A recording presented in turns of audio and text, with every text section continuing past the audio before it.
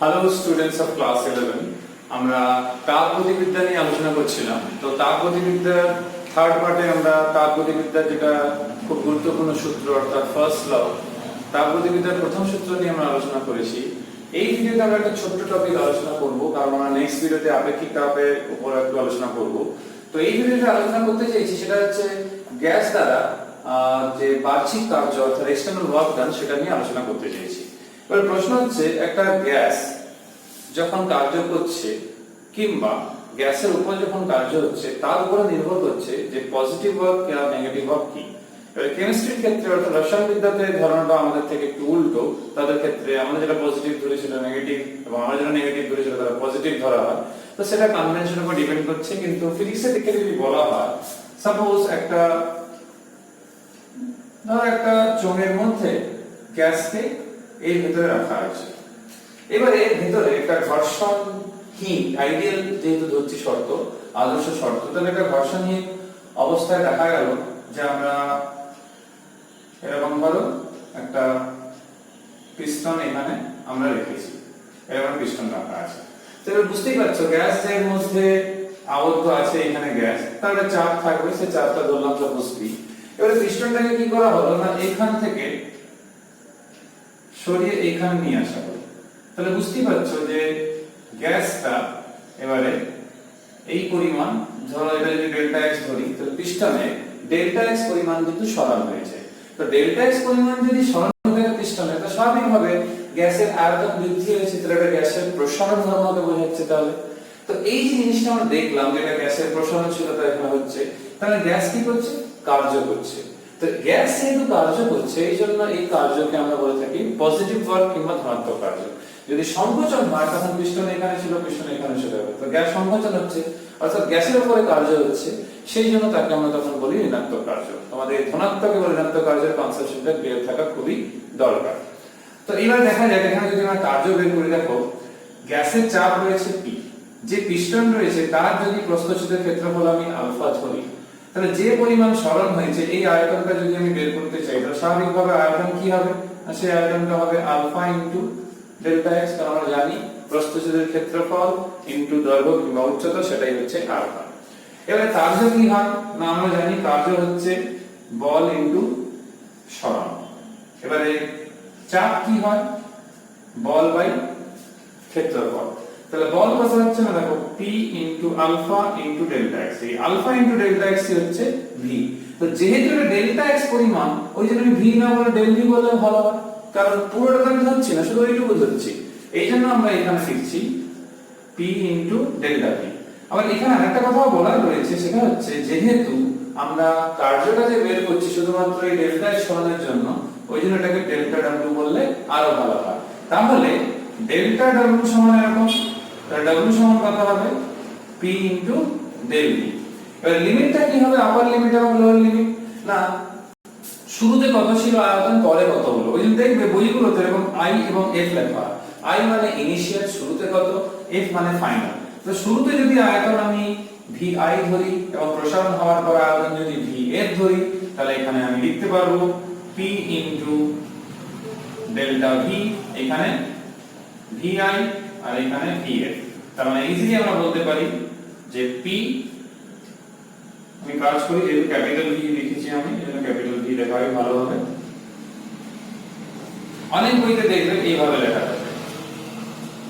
এবার এখানে বুঝতেই পারছো যখন V2 গ্রেটার দেন V1 তখন W কি হচ্ছে? পজিটিভ হচ্ছে। তাই এই ক্ষেত্রে প্রসারণের ক্ষেত্রে আমরা বলি গ্যাস দ্বারা কার্য করা হয়েছে। আর যখন V2 লেস দেন V1 তখন কিন্তু দেখো W হচ্ছে নেগেটিভ। তার মানে তখন কিন্তু গ্যাসের উপর কার্য হচ্ছে, সেই জন্য কৃতকার্যকে আমরা নেগেটিভ কিংবা মাইনাস দিয়ে বোঝাচ্ছি। তাহলে এটা গেল যে গ্যাস দ্বারা যে বাহ্যিক কার্যটা হচ্ছে তার রাশিমালা। এবারে প্রশ্ন হচ্ছে যদি কোনো আয়তনের পরিবর্তন না হয় তাহলে কৃতকার্য শূন্য হয়ে যাবে। তো এটাও তোমাদের একটু মাথায় রাখতে হবে। সেটা কখন সম্ভব হবে? সেই প্রসেসকে আমরা বলে থাকি আইসোকোরিক। আইসোকোরিক মানে হচ্ছে স্থির আয়তন প্রক্রিয়া, অর্থাৎ আইসোকোরিক প্রসেস। তার মানে প্রাথমিক আয়তন অন্তিম আয়তন একই, তার মানে ডেল্টা ভি সমান হচ্ছে 0। তার মানে হচ্ছে W যেহেতু হচ্ছে P ইনটু ডেল্টা ভি, তার মানে হচ্ছে এটা 0। তো এটা কিন্তু হতে পারে। নেক্সট যেটা তোমাদের সিলেবাসে পড়তে বলা হয়েছে সেটা হচ্ছে যে সূচক চিত্র। এবার প্রশ্ন হচ্ছে এই সূচক চিত্র সম্বন্ধে যদি বলা হয় তো সূচক চিত্র কি জিনিস। দেখো সূচক চিত্র বলা মানে যেটা বলতে চাইছে যে পিভি দুটো অক্ষ নিয়ে, অর্থাৎ এই দিকে সাপোজ ধরো ভি আর এইদিকে পি, তার মানে কি অনুভূমিক অক্ষ বরাবর আয়তন, উল্লম্ব অক্ষ বরাবর পি কে নেওয়া হয়েছে। তোমরা বইতেও দেখতে পারো পেজ নাম্বার 737 এ রয়েছে। তো এখানে সাপোজ এরকম একটা কোনো লেখচিত্র পাওয়া গেছে। তো এই লেখচিত্র যে পাওয়া গেছে, যেহেতু পি আর ভি এর মধ্যে রয়েছে লেখচিত্রটা, তাহলে আমরা ডায়াগ্রাম দেখেই কিন্তু বুঝতে পারছি প্রসেস কিংবা প্রক্রিয়া কিংবা পদ্ধতি সম্বন্ধে। যেরকম দেখো এখানে ভি বাড়ছে তখন কিন্তু পিও কিন্তু বেড়ে যাচ্ছে। তো এই যে একটা এরকম যদি কিছু পাওয়া যায়, তার মানে এখানে যদি যে স্থানাঙ্ক আমি নেব সেটা একটা সাম্যাবস্থাকে নির্দেশ করবে। যেমন ধরো এই বিন্দুকে যদি আমি নিই এ, এইটা বি, তাহলে এই বিন্দুতে চাপ আলাদা একটা কিছু হবে, আয়তন আলাদা কিছু একটা হবে। এই বিন্দুতে আমাদের চাপ একরকম কিছু একটা হবে আর আয়তন একরকম কিছু হবে। তাহলে এই যে দুটো বিন্দু আমরা ধরলাম, তাহলে দুটো বিন্দু পার্টিকুলার একটা স্টেটকে বোঝাচ্ছে। এবার আমি যে দুটো প্রান্তে ধরেছি বলে যে প্রান্তেই ধরতে হবে কোনো মানে নেই। আমি এখানে এখানে যেখানেই ধরি না কেন একটা পার্টিকুলার পয়েন্ট পার্টিকুলার স্টেটকে বোঝায়। সেটা প্রমাণও করতে পারি। কিরকম না পিভি সমান আমরা জানি 1 মোল গ্যাসের জন্য। তাহলে এই বিন্দুর জন্য যদি আমি বের করি তাহলে আমি এরকম লিখতে পারি। তাহলে এখান থেকে দেখো TA সমান কত হচ্ছে PA VA বাই R। তো লক্ষ্য করে দেখো যেহেতু PA এবং VA ভ্যালু ফিক্স একটা পার্টিকুলার বিন্দুতে, R তো ধ্রুবক, ইউনিভার্সাল গ্যাস কনস্ট্যান্ট কিংবা মোলার গ্যাস ধ্রুবক, তাহলে দেখো পার্টিকুলার TO পাওয়া যাচ্ছে। তাহলে এখান থেকে আমরা পরিষ্কার হচ্ছে যে ভ্যালুটা একটা ফিক্সড ভ্যালু আর কি। তার মানে এই PV ধ্রুবকের ক্ষেত্রে আমরা বলতে পারি কিংবা PV লেখচিত্রের ক্ষেত্রে বলতে পারি টিটা ধ্রুবক, যেটা সমউষ্ণ প্রক্রিয়ার ক্ষেত্রে হয়ে থাকে। সম উষ্ণ অর্থাৎ যে প্রক্রিয়াতে উষ্ণতার পরিবর্তন হয় না তাকে সমউষ্ণ প্রক্রিয়া বলা হয়। তো এবারে প্রশ্ন হচ্ছে এখানে চাপ বাড়ছে, আয়তন বেড়ে যাচ্ছে, না গ্রাফ চেঞ্জ হতে পারে, কিন্তু আমি এমনি একটা গ্রাফ এঁকে বলছি যে একটা লেখচিত্র দেখে সেই প্রসেস কিংবা সেই থার্মোডাইনামিক কিংবা তাপ গতিবিদ্যা কিংবা তাপ গতীয় একটা প্রক্রিয়া সম্বন্ধে ইনফরমেশন পাওয়া যাচ্ছে।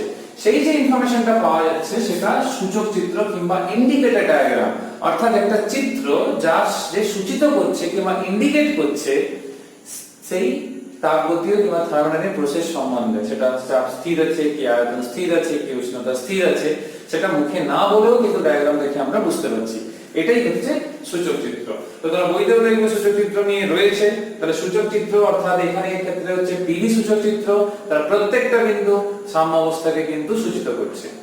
নেক্সট যেটা আমাদেরকে জানতে বলা হয়েছে যে এই সূচক চিত্র কি প্রকাশ করে। না সবসময় মনে রাখবে সূচক চিত্রকে যদি এইভাবে আমরা বর্ধিত করি, অর্থাৎ বদ্ধ একটা পথ কিংবা একটা বদ্ধ ক্ষেত্রফল দিয়ে সূচিত করা হয়। ধরো এই ধরনের গ্রাফ আছে, তাহলে অ্যাক্সিসের থেকে আমরা কিভাবে তাকে কমপ্লিট করব।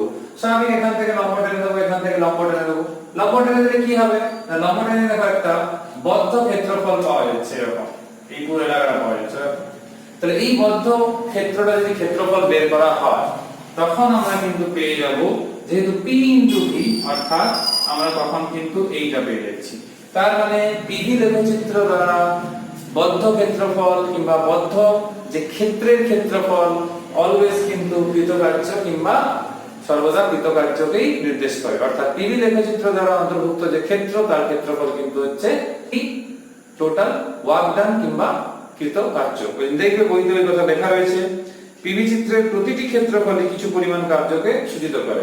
প্রতিটি ক্ষেত্রফল কেন না আমি এ বি নিয়ে পুরোটা ধরেছি, কেউ ধরো এ বি এখানে একটা পয়েন্ট সি ধরলো, সে এইটুকু বের করবে, তো এটাও তো ক্ষেত্রফলকেই প্রকাশ করে, পুরোটা নাই হোক কিন্তু কিছু ক্ষেত্রফল অর্থাৎ কিছু কার্যকে প্রকাশ করছে। তাহলে মনে রাখবে পিভি লেখচিত্রের ক্ষেত্রফল কিন্তু কৃতকার্যকে প্রকাশ করে।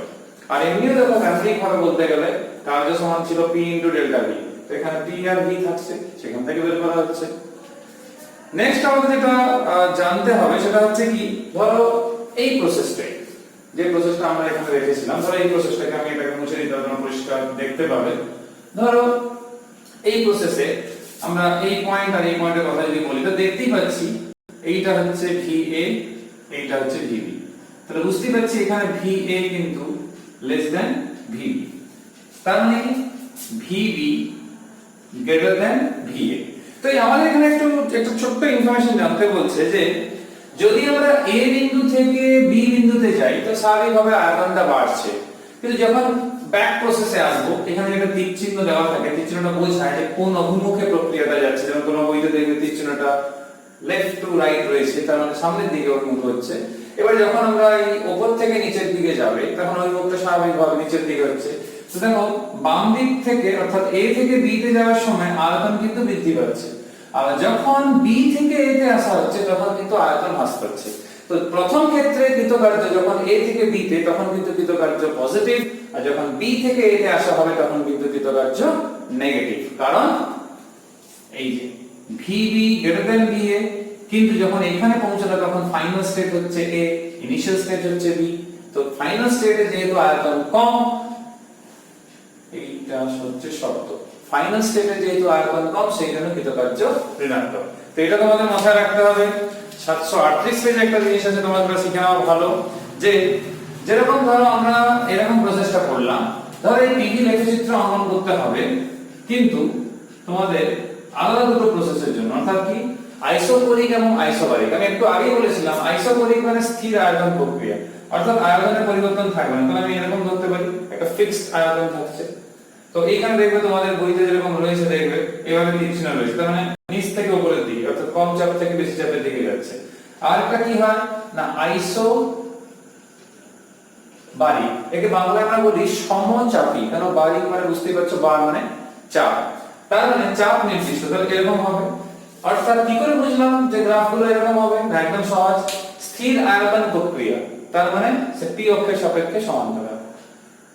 স্থির চাপী প্রক্রিয়া অর্থাৎ আয়তন অক্ষের সাপেক্ষে, সে দেখতেই পাচ্ছি আমরা কি না আয়তন অক্ষের সাপেক্ষে। দেখো দুটো জিনিস লক্ষ্য করে দেখো, যখন আমরা স্থির চাপের প্রক্রিয়া বলছি তখন সে আয়তন অক্ষের সাপেক্ষে সমান্তরাল, যখন স্থির আয়তন প্রক্রিয়া বলছি তখন দেখো সে P অক্ষের সাপেক্ষে কিন্তু সমান্তরাল। তো এখান থেকে আমরা সহজে বলতে পারি কেন সরলরেখা হয়েছে, না যেহেতু স্থির চাপে তো পরিবর্তন হবে না, স্থির আয়তনই কিংবা স্থির আয়তন প্রক্রিয়া, তার আয়তন পরিবর্তন হচ্ছে না, তাই সরলরেখা দিয়ে আমরা বোঝাচ্ছি। তো এটা একটু মাথায় রাখতে হবে। লাস্ট একটা টপিক আমাদের রয়েছে, সেটা হচ্ছে একটা নতুন প্রক্রিয়া, সেটা হচ্ছে কি না আবর্ত প্রক্রিয়া। এবার আবর্ত প্রক্রিয়াকে আমরা ইংলিশে বলি সাইক্লিক প্রসেস। তাই এই আবর্ত প্রক্রিয়া যেটা,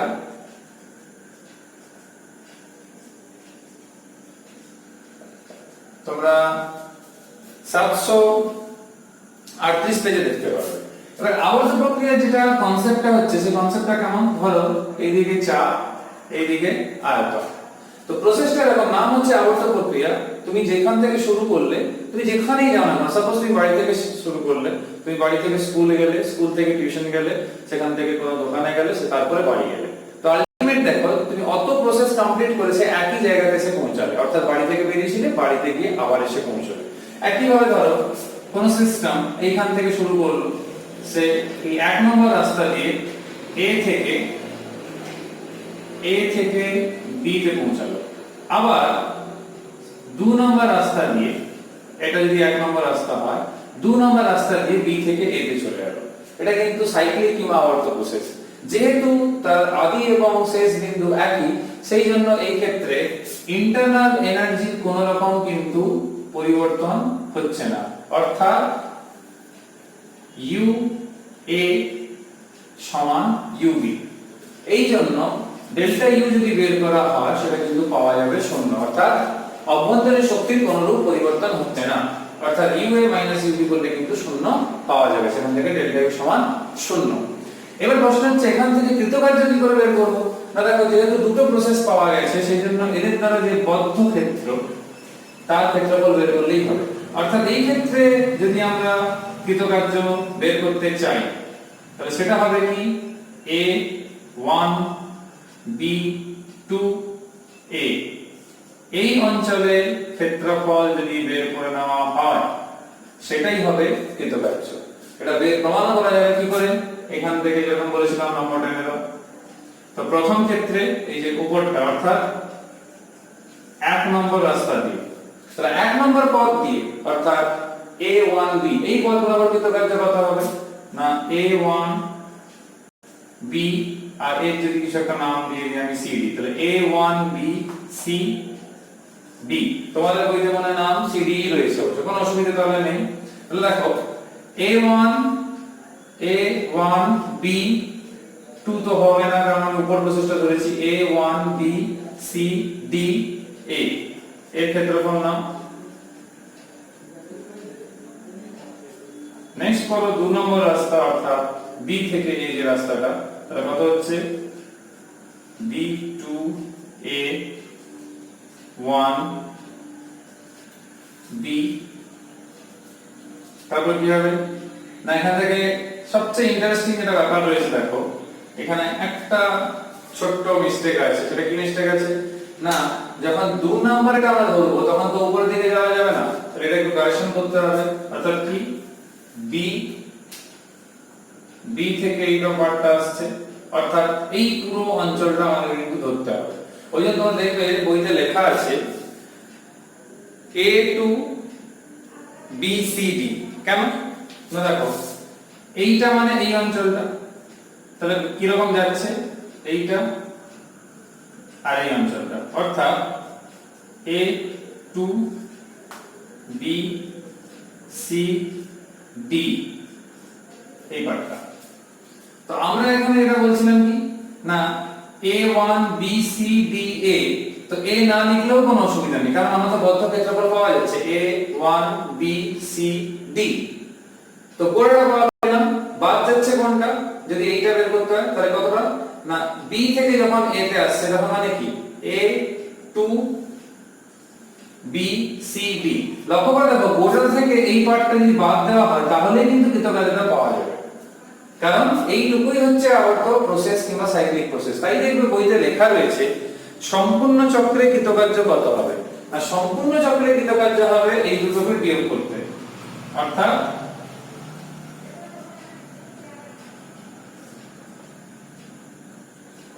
a1 এই ক্ষেত্রফলটা মাইনাস এই যে, তাহলে a1bcd থেকে যখন এই পুরো পোরশনটা বাদ দেব তখন শুধুমাত্র পাবো আমি এইটুকু, অর্থাৎ তখন পাওয়া যাবে a1b2a। তোমরা বইতেও দেখতে পারো a1b2a, অর্থাৎ যেটুকু চক্রের অংশ তার ক্ষেত্রফল বের করলেই হবে, তার জন্য পুরোটা থেকে এটা বাদ দিলেই বাকিটা আমরা পেয়ে যাব। তো এটা হচ্ছে কি আমাদের এই আবর্ত পদ্ধতি কিংবা আবর্ত প্রক্রিয়া যে ক্ষেত্রফল, আর সেটাই হচ্ছে কৃতকার্য। কিন্তু একটা জিনিস মাথায় রাখতে হবে, তোমরা যদি তীর চিহ্নটা লক্ষ্য করে দেখো, তীর চিহ্নটা কিন্তু ক্লকওয়াইজ রয়েছে, অর্থাৎ দক্ষিণাবর্তী রয়েছে, অর্থাৎ ঘড়ির কাঁটার দিকে রয়েছে। অর্থাৎ আমি বলতে চাইছি যেহেতু ঘড়ির কাঁটার দিকে রয়েছে এই জন্য w টা হবে পজিটিভ, যদি এটা হতো অ্যান্টি ক্লকওয়াইজ অর্থাৎ এরকম হতো যদি, তখন কিন্তু w হতো নেগেটিভ। তাহলে মনে রাখবে ক্লকওয়াইজ যদি ডিরেকশনটা থাকে তাহলে পজিটিভ ওয়ার্ক ডান, আর যদি অ্যান্টি ক্লকওয়াইজ ডিরেকশন থাকে বামাবর্তী তখন হবে নেগেটিভ ওয়ার্ক ডান। তো এখানে আলোচনা শেষ করছি, আর সেই শর্ট প্রশ্নের জন্য মনে রাখবে আবর্ত প্রক্রিয়া কিংবা সাইক্লিক প্রসেসে আভ্যন্তরীণ শক্তির কোনো রকম পরিবর্তন হয় না, এটা তোমাদের মাথায় রাখতে হবে। আর এইখানেই একটা एग्जांपल রয়েছে গাণিতিক, সেটা তোমরা দেখবে। আর গ্যাসের আপেক্ষিক তাপে যে দুটো হয় সিপি আর সিভি এবং তাদের মধ্যে সম্পর্ক সংজ্ঞা যা কিছু রয়েছে সেগুলো সব জিনিস আমরা নেক্সট ভিডিওতে আলোচনা করব। তোমরা আপাতত কমপ্লিট করে রাখো, পরের ভিডিওতে তোমাদের সঙ্গে আবার দেখা হবে। সবাই সুস্থ থাকবে, ভালো থাকবে, মন দিয়ে পড়াশোনা করবে।